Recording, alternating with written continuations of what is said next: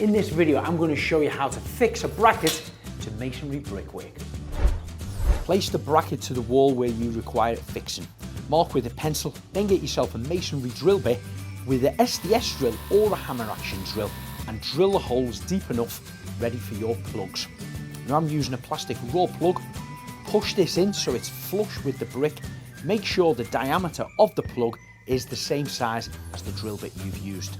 Slide the bracket into position, lining the holes up. Start the screws off by hand first, then get your cordless screwdriver and finish them off. This will hold the bracket securely into position. I've got a couple more brackets to do to complete my clothes rail made out of copper pipe.